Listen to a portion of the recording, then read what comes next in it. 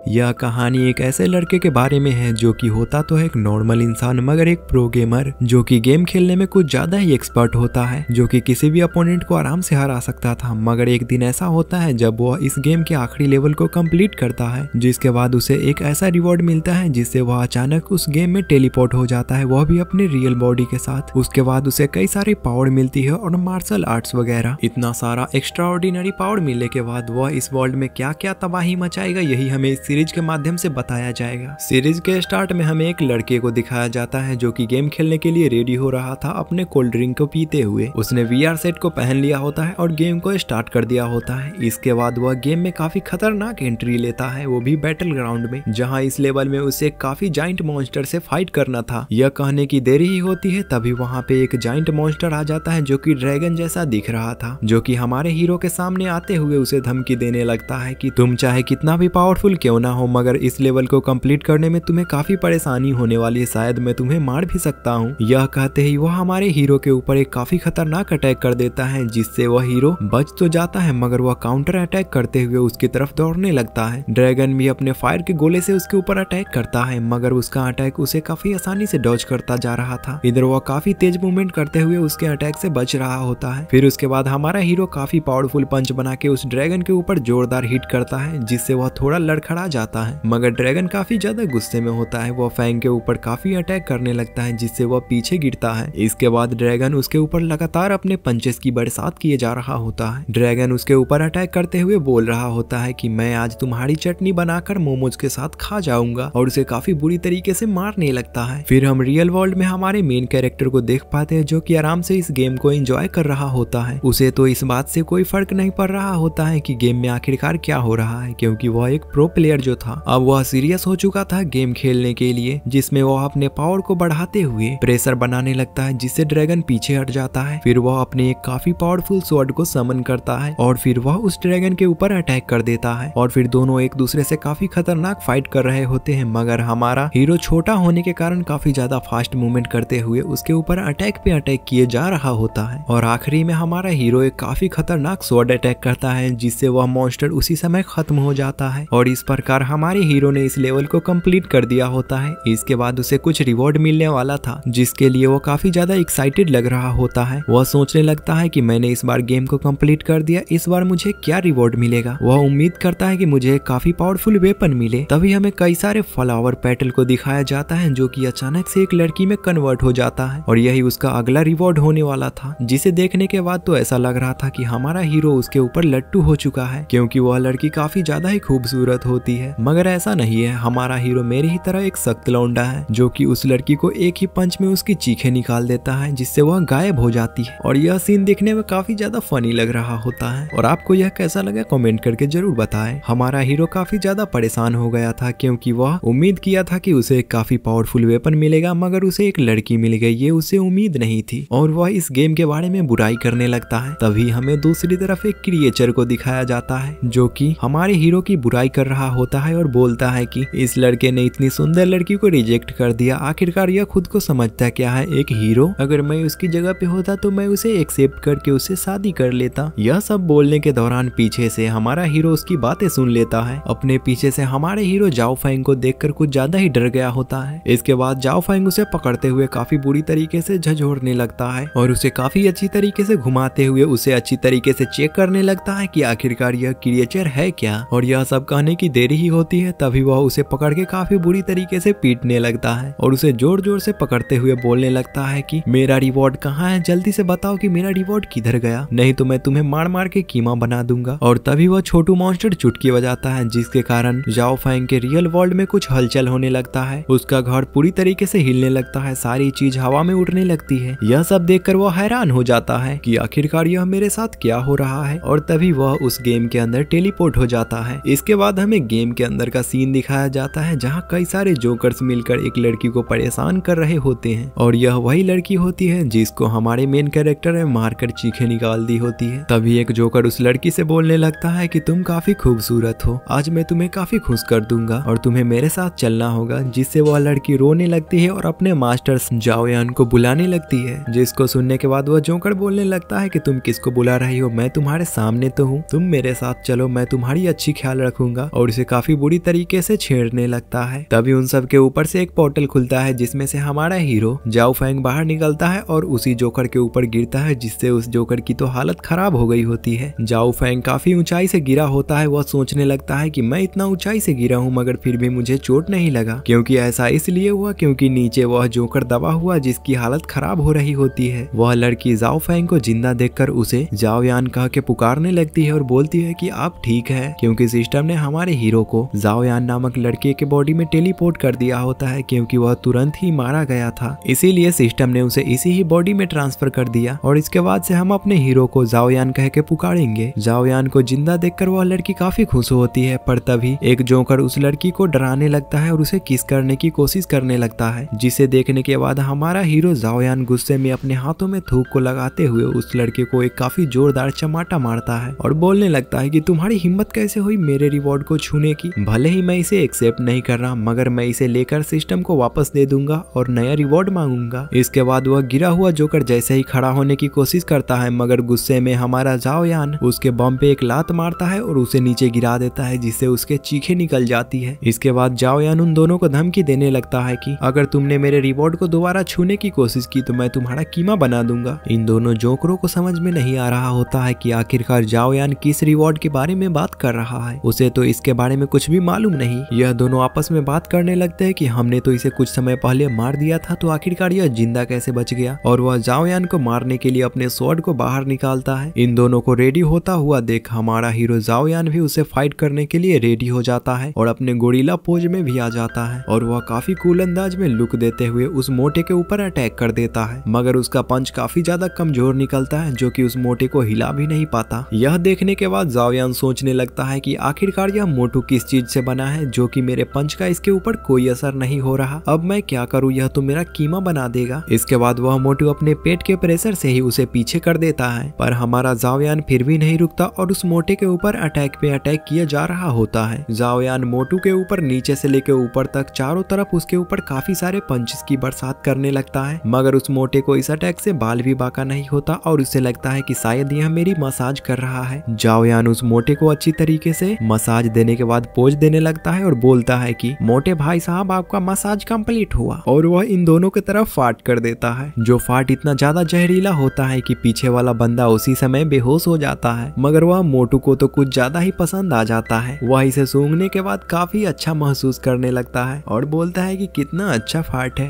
यह सब देखने के बाद मुझे भी हंसी आ गई, आपको आया कि नहीं कमेंट करके जरूर बताएं। यह सब देखने के बाद जाओ यान काफी शौक होता है और बोलने लगता है कि आखिरकार ये मोटू किस चीज से बना है, इतना जहरीली फाट मारने के बाद भी इसका बाल भी बाका नहीं हुआ। अब लगता है कि यह मुझे छोड़ेगा नहीं, मैं करूँ तो करूँ क्या करूँ। यह गेंडा देखने में कुछ ज्यादा ही पावरफुल लग रहा है और मेरे अटैक का इसके ऊपर कोई भी असर नहीं हो रहा। तभी मोटू जाओ यान के ऊपर अटैक कर देता है और उसे बुरी तरीके से घुमाकर नीचे फेंकने लगता है, पर जाओ यान नीचे गिरने से पहले ही पत्थर को पकड़ लेता है, जिसके कारण वह बच जाता है, जिसके तरफ वह मोटू बढ़ने लगता है। जिसे देखने के बाद जाओ यान बोलने लगता है कि मोटू मास्टर मैं तो मजाक कर रहा था, आप मेरे बात को सीरियस क्यों ले लेते हो। आप इस लड़की के साथ जो चीज करना चाहे वो कर सकते हो, मुझे इससे कोई परवाह नहीं, पर मुझे बख्श दीजिए। इन सब दौरान हमारे मेन कैरेक्टर जाओ यान की कुछ ज्यादा ही हालत खराब होती है, मगर फिर भी वह मोटू उसके ऊपर अटैक करने लगता है, पर जाओ यान अपने हाथों को चालाकी से इधर उधर करते हुए बचने लगता है। जिसके बाद मोटू कुछ ज्यादा ही परेशान हो गया था और वह एक काफी पावरफुल लात मार के उसे नीचे गिरा देता है और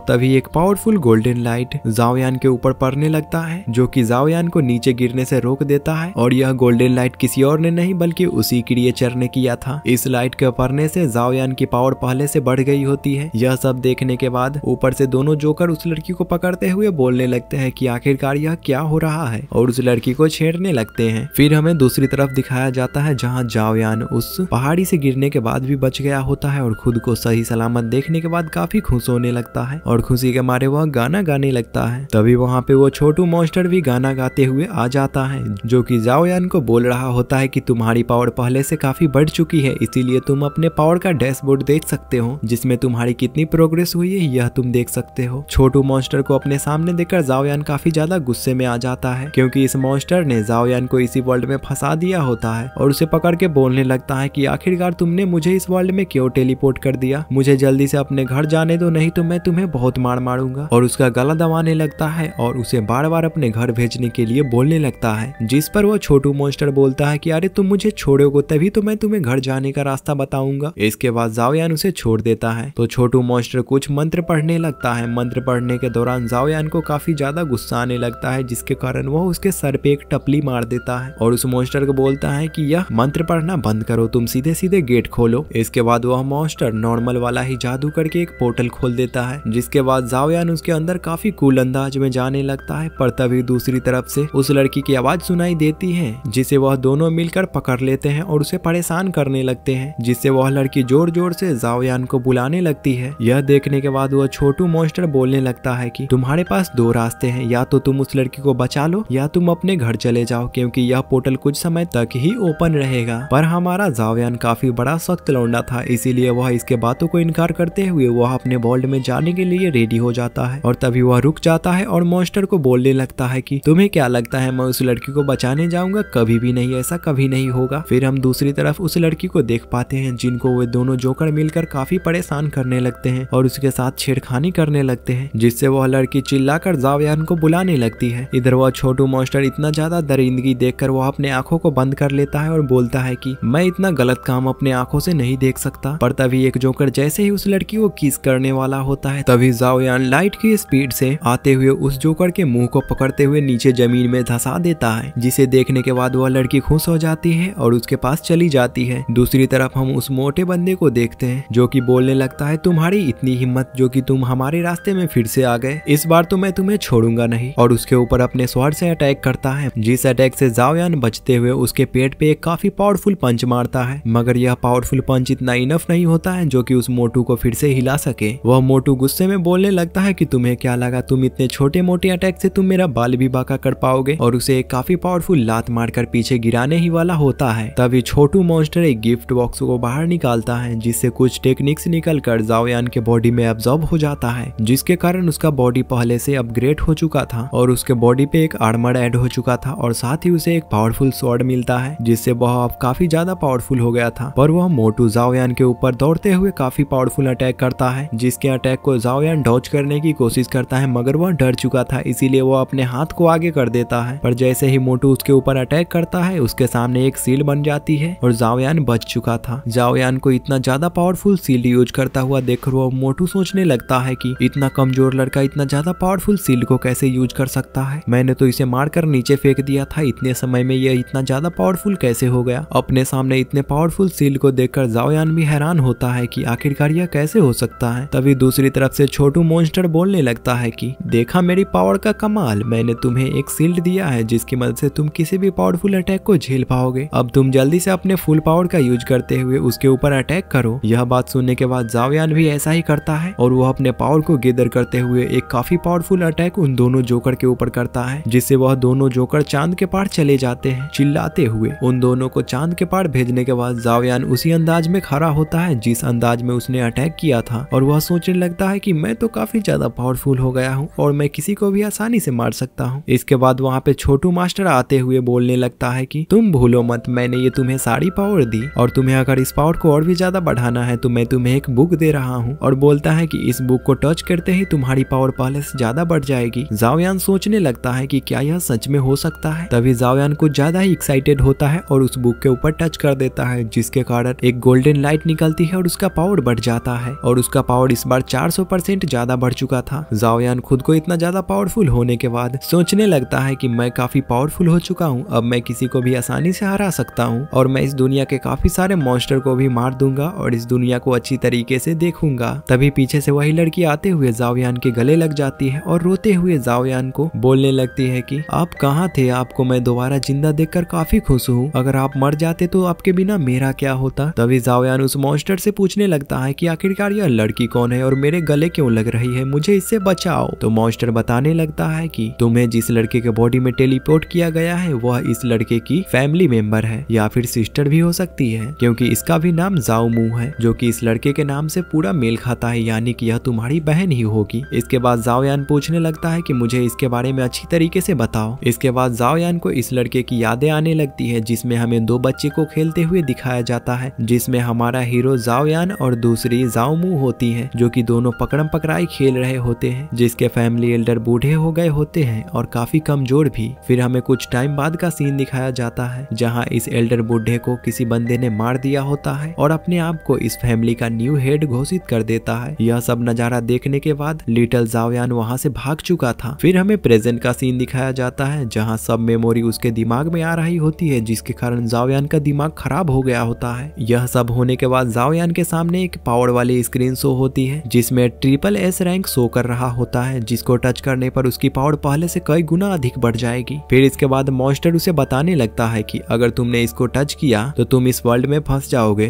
तुम सोच लो कि आखिरकार तुम्हें काफी ज्यादा पावरफुल बनना है या फिर तुम्हें अपने घर जाना है। जिससे जाओयान कंफ्यूज हो चुका था और वह सोचने लगता है कि आखिरकार मुझे क्या करना चाहिए। पर तभी वह लिटिल मॉन्स्टर जाओयान के हाथ को पकड़ते हुए उसे स्क्रीन के ऊपर टच करा देता है, जिससे जाओयान काफी गुस्सा होते हुए बोलने लगता है कि अरे बुड़बक, तुमने ये क्या कर दिया, तुमने मुझे यहाँ पे फंसा दिया है। तो मॉन्स्टर बताता है कि मैं नहीं चाहता था कि तुम यहाँ से जाओ, अगर तुम यहाँ से चले जाते तो मेरा क्या होता और इस लड़की का क्या होता। तुम ही सोचो, अगर तुम चले जाओगे तो इस लड़की को कौन बचाएगा। जिसे जाओयान तो काफी ज्यादा गुस्सा हो चुका था, वह उसे पकड़ते हुए काफी बुरी तरीके से मारने लगता है, यहाँ तक कि उसके ऊपर अपने स्वॉर्ड अटैक को भी करता है, जिससे छोटू मॉन्स्टर काफी जोर जोर से चिल्ला रहा होता है। फिर हमें कुछ देर बाद का सीन दिखाया जाता है जहाँ जाओयान जाओमू को दिलासा दे रहा होता है कि मैं तुम्हारे साथ ही रहूंगा, तुम चिंता मत करो और रो भी मत। इसके बाद जाओमू रोते हुए जाओयान को बोलने लगता है कि हमारे फैमिली को उस बुढ़े ने मार दिया है और हमें अपने फैमिली से बाहर भगा दिया है। आपको अब यह सब कुछ करना होगा और उस बंदे को भगाना होगा और प्लीज आप उस मास्टर के लिए कुछ करिए। और वह रोते हुए उसके सामने गिड़गिड़ाने लगती है, जिस पर जाओयान बोलता है कि तुम रो मत, सब ठीक कर दूंगा मैं, अब मैं यहाँ पे आ चुका हूँ, तुम्हें चिंता करने की कोई जरूरत नहीं। और उसके हाथों को पकड़ते हुए उसे वहाँ से ले जाने लगता है। फिर हमें पत्थरों के बीच छोटू मॉन्स्टर को दिखाया जाता है जो कि बाहर निकल रहा होता है, जिसे देखने से ऐसा लग रहा होता है कि जाओयान ने सच में इसकी हालत काफी ज्यादा ही बुरी कर दी होती है और इतना अच्छा खासा धुलाई के कारण इस मॉन्स्टर की आंखें भी काली हो गई होती है। फिर भी इस मॉन्स्टर को इससे कोई फर्क नहीं पड़ता और बोलने लगता है कि मैंने तो इसे इस वर्ल्ड में फंसा दिया है, अब यहीं पे यह हमेशा के लिए रहेगा और मैं इसे बदला भी ले पाऊंगा काफी सारे मॉन्स्टरों से इसे भिड़ा कर। और वह हंसने लगता है, पर तभी उसका आवाज कुछ ज्यादा ही बढ़ जाता है, जिसके कारण वह फिर से छुप जाता है कि कहीं जाओयान अगर उसे देख ले तो उसे फिर से ना पीट दे। फिर हमें दूसरी तरफ उन दो जोकड़ों को दिखाया जाता है जो कि किसी बंदे के सामने